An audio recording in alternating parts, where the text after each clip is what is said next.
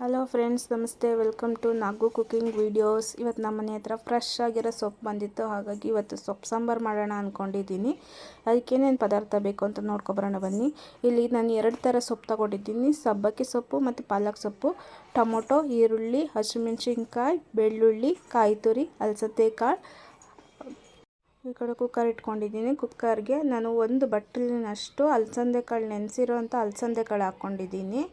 ಈಗ ಚಿಕ್ಕ ಲೋಟದಲ್ಲಿ ನೆನೆಸಿಟ್ಕೊಂಡಿರೋಂಥ ತೊಗರಿಬೇಳೆ ಕೂಡ ಹಾಕ್ಕೊತಾ ಇದ್ದೀನಿ. 2 ಮಿಕ್ಸ್ ಮಾಡಿ ಸಾಂಬಾರು ಮಾಡಿದ್ರೆ ತುಂಬ ಟೇಸ್ಟ್ ಚೆನ್ನಾಗಿ ಬರುತ್ತೆ. ಅದಕ್ಕೋಸ್ಕರ ಇವಾಗ 1 ಚೊಂಬೆಯಲ್ಲಿ ನಾನು 1 ಚೊಂಬಿನಷ್ಟು ನೀರು ಹಾಕ್ಕೊತಾ ಇದ್ದೀನಿ ಬೇಯೋದಕ್ಕೋಸ್ಕರ.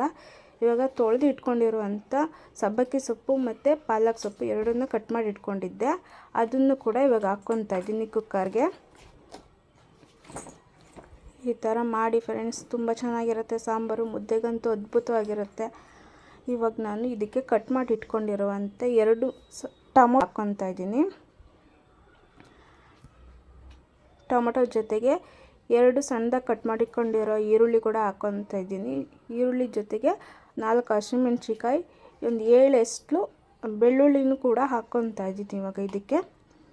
ಇದ್ರ ಜೊತೆಗೆ ಅರ್ಧ ಟೀ ಸ್ಪೂನಷ್ಟು ಅರಿಶಿನ ಪುಡಿ,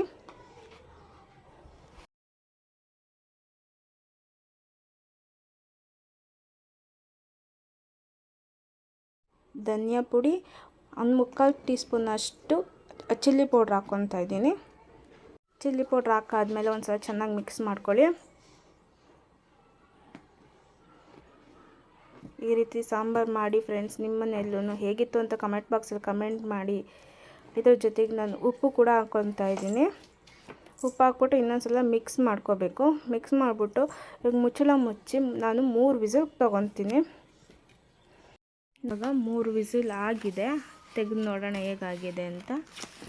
ತುಂಬ ಚೆನ್ನಾಗಿ ಬೆಂದಿದೆ. ಇವಾಗ ಸೊಪ್ಪು ಮತ್ತು ಬೇಳೆ ಕಾಳು ಎಲ್ಲ ಬೆಂದಿದೆ ಚೆನ್ನಾಗಿ. ಇವಾಗ ಸಪ್ರೇಟ್ ಮಾಡ್ಕೊಳ್ಳೋಣ. ಸೊಪ್ಪನ್ನೆಲ್ಲ ಸಪ್ರೇಟ್ ಮಾಡ್ಕೊಳ್ಳೋಣ. ಸೊಪ್ಪನ್ನೆಲ್ಲ ಸಪ್ರೇಟಾಗಿ ತಗೊಂಡು ಜಾರ್ಗೆ ಹಾಕ್ಕೊತಾ ಇದ್ದೀನಿ. ಇವಾಗ ಸಪ್ರೇಟಾಗಿ ತಗೊಂಡಿದ್ದಾಗಿದೆ. ಇವಾಗಿದು ತಣ್ಣಗಾಗಲಿ. ತಣ್ಣಗಾದ್ಮೇಲೆ ದಪ್ಪ ಆಗಿ ರುಬ್ಕೊಬರೋಣ. ಇವಾಗ ನೋಡಿ ಬಂದಿದ್ದೀನಿ. ಇಷ್ಟು ದಪ್ಪಾಗಿರಲಿ, ಜಾಸ್ತಿ ನುಣ್ಣಗಾಗೋದು ಬೇಡ. ಬಂದಾದಮೇಲೆ ಆವಾಗಲೇ ಬೇಯಿಸಿಟ್ಕೊಂಡಿದ್ವಲ್ಲ ಕಾಳು, ಅದ್ರ ಜೊತೆಗೆ ಹಾಕ್ಬಿಟ್ಟು ಮಿಕ್ಸ್ ಮಾಡೋಣ.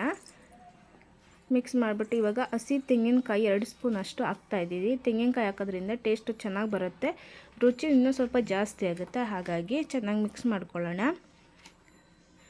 ಮಿಕ್ಸ್ ಮಾಡಿದಾದಮೇಲೆ ಇನ್ನೊಂದು ಕಡೆ ಒಗ್ಗರಣೆ ರೆಡಿ ಮಾಡ್ಕೊಳ್ಳೋಣ. ಒಂದು ಚಿಕ್ಕ ಪ್ಯಾನ್ಗೆ 2 ಟೀ ಸ್ಪೂನಷ್ಟು ಎಣ್ಣೆ ಹಾಕ್ತಾಯಿದ್ದೀನಿ. ಎಣ್ಣೆ ಕಾದ್ಮೇಲೆ ಅರ್ಧ ಟೀ ಸ್ಪೂನಷ್ಟು ಸಾಸಿವೆ, ಅರ್ಧ ಟೀ ಸ್ಪೂನಷ್ಟು ಜೀರಿಗೆ, ಸ್ವಲ್ಪ ಹಿಂಗೆ ಹಾಕ್ತಾಯಿದ್ದೀನಿ. ಹಿಂಗೆ ಹಾಕಾದ್ಮೇಲೆ ಮಿಕ್ಸ್ ಮಾಡಿಬಿಟ್ಟು ಒಂದು ಸಲ ಸಾಂಬಾರ್ಗೆ ಹಾಕ್ತಾಯಿದ್ದೀನಿ. ಸಾಂಬಾರ್ಗೆ ಹಾಕ್ಬಿಟ್ಟು ತಕ್ಷಣ ಮುಚ್ಚಬೇಕು 1 ನಿಮಿಷ. ಅದು ಒಗ್ಗರಣೆ ಸ್ಮೆಲ್ಲೆಲ್ಲ ಸಾಂಬಾರ್ಗೆ ಹಿಡ್ಕೊಂಡಾಗ ಘಮ ಘಮ ಅಂತ ಇರುತ್ತೆ. ಸಾಂಬಾರೆಲ್ಲ ಟೇಸ್ಟ್ ಕೂಡ ಅದ್ಭುತವಾಗಿರುತ್ತೆ. ಹಾಗಾಗಿ ಇವಾಗ ಒಂದು ಸಲ ಮಿಕ್ಸ್ ಮಾಡ್ಕೊಳ್ಳೋಣ. ಇವಾಗ ಸಾಂಬಾರು ರೆಡಿಯಾಗಿದೆ. ನಾನಿವಾಗ ಸಾಂಬಾರು ಜೊತೆಗೆ ಬಿಸಿ ಬಿಸಿ ಮುದ್ದೆ ಮಾಡ್ಕೊಂಡಿದ್ದೀನಿ. ಮುದ್ದೆ ಜೊತೆಗೆ ನಾನು ರೈಸು ಮತ್ತು ಮಜ್ಜಿಗೆ ಕೂಡ ಮಾಡ್ಕೊಂಡಿದ್ದೀನಿ. ಅದ್ಭುತವಾಗಿರುತ್ತೆ ಸಾಂಬಾರಂತೂ. ಮುದ್ದೆಗೆ ಅದ್ಭುತವಾಗಿರುತ್ತೆ ಸಾಂಬಾರು. ರೈಸ್ ಕೂಡ ಮಾಡ್ಕೊಂಡಿದ್ದೀನಿ, ಮಜ್ಜಿಗೆ ಕೂಡ ಮಾಡ್ಕೊಂಡಿದ್ದೀನಿ. ಈ ವಿಡಿಯೋ ನಿಮ್ಗೆ ಇಷ್ಟ ಆದರೆ ಲೈಕ್ ಮಾಡಿ, ಕಮೆಂಟ್ ಮಾಡಿ, ಶೇರ್ ಮಾಡಿ, ಹಾಗೆ ಸಬ್ಸ್ಕ್ರೈಬ್ ಮಾಡಿ. ಅದೆಲ್ಲ ಕಾಣೋ ಬೆಲ್ ಐಕನ್ನ ಪ್ರೆಸ್ ಮಾಡಿ.